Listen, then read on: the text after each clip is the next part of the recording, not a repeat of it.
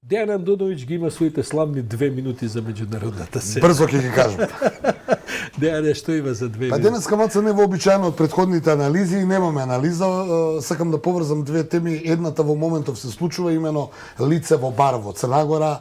Во моментов со бомба седи пред една од банките во градот и вели вратете ги парите на работниците. Во моментот полицијата е мобилизирана таму, не се знаат причините, но според слоганот кој го напишал веројатно е некој од работниците таму вработени во барската веројатно бродоградилиште, каде што веројатно нешто со банките, нешто не е во ред. Па неверојатно тоа секогаш со банките не е во ред. Слободен да се оградам, но морам да кажам дека тоа е нешто драматично што овој момент се случува. Ќе ги земеме геостратегиите, политиките, овој на овој му рекол, овој се сретнал, овој најавил, ке има војна, нема да има војна, но ова ми се чини на секој може да му се случи и сите имаме едно сочувство со целата таа приказ да ја се следам. Во моментов се надевам дека све ќе заврши како што треба и ќе си ги добија парите на крај. Да, парите тешко, ама да се надевам барем да меѓутоа знаеш, Сашо 28 сме веројатно на човекот му дошло. Знам, ама ќе му треба поинаков дедобрасот колку некој од овие по банките. Мислам дека тој ако се заврши ќе знае кај ќе слави новата година, но да бидеме малку саркастични. Да.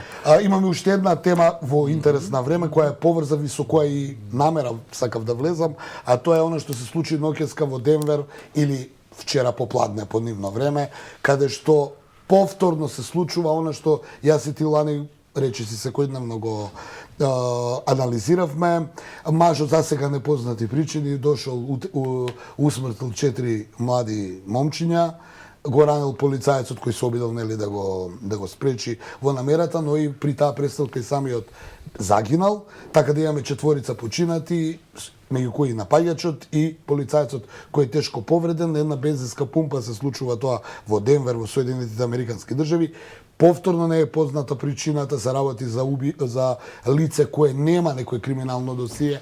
Меѓутоа се повторува она што се случуваше изминатиот период многу често, задниве 2-3 месеца можеби помалку, но Соединетите Американски држави имаат проблем со засега неразјаснето насилство и пориви на лица кои од чисти причини. Има тие проблеми со разни будали кои по закон може да носат оружје, и тоа полуавтоматско и автоматско. Се случува во Тексас, сакам да кажам, да државата која му се спротистави директно на Бајден, ние тоа го зборувавме изминатиот период, а Бајден сакаше председателот и неговата администрација да го намали она на изволте оружје што се вика секој да може да го купи без психијатриска пемпеле, дали е нормален.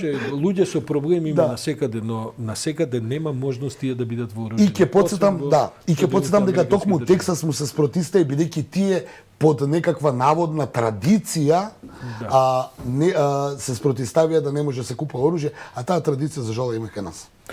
Дејан Андоновиќ, благодарам. Две невесели вести, од која едната е дефинитивно со лош крај, а втората ќе видиме каква прогноза ќе доживее со овој човеков кој што седи во банка во Црна Гора и со активирана бомба. Чека да му се вратат парите.